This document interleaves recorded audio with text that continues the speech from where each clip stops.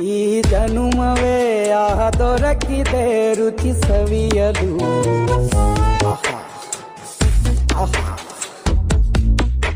ಈ ಜಗವಿದೆ ನವರಸಗಳ ಉಣಬಡಿಸಲು. ಬಿಸಿ ಬಿಸಿ ಇದೆ, ಬಿಸಿ ಬಿಸಿ ಇದೆ ನಳಪಾಕ ದಿನ ದಿನ ನೂತನ. ಈ ಬಿಸಿಯುವಾರುವ ಮೊದಲೇ ಎಲ್ಲರ ಜೊತೆಯ ಮೆಲ್ಲುವ ಕಲೆಯ ಜೀವನ ಜನುಮವೇ. ಈ ಜನುಮವೇ ಆಹ ದೊರಕಿದೆ ರುಚಿ ಸವಿಯಲು.